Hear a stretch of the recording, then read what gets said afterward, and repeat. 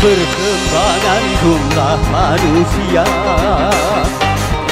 semakin memadati dunia, maka tangan paman dan bidang pekerjaan ini merupakan tantangan.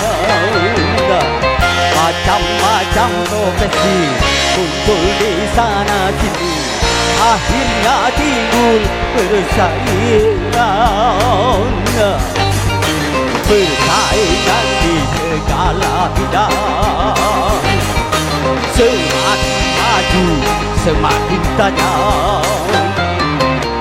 Di dalam perdagangan juga antar seniman, bahkan sampai soal jabatan. Istilahnya dor-doran ataupun perhatikan, kalau perlu sikut-sikutan. Ya ya ya, hey!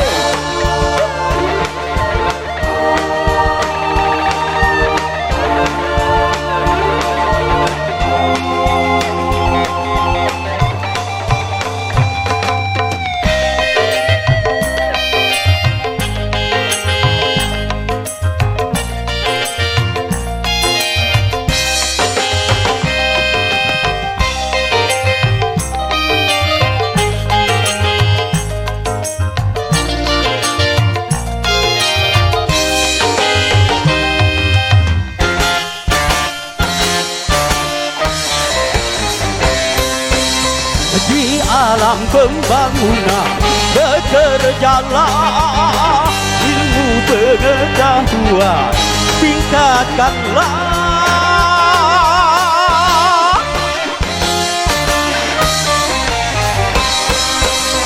Siapa berpangku tangan bermalasan, pasti akan terhilang roda zaman.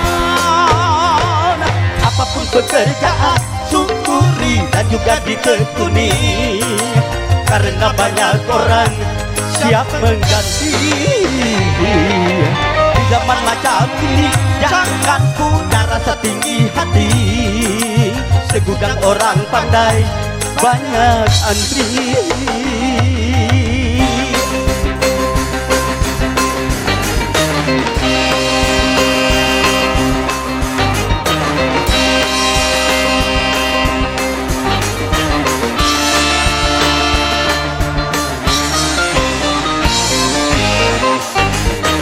Persaingan di segala bidang sebaiknya memang harus ada,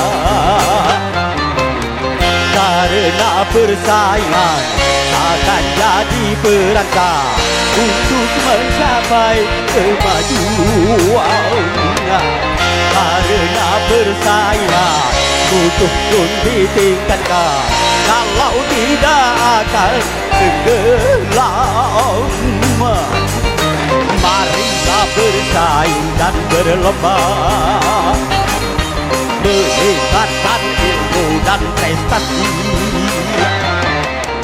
Persaingan yang sehat dan membawa manfaat, cara keji jangan lakukan. Saling tegur dan hina, bukan saling mendidik, dan bukan saling menjatuhkan. Ya ya ya.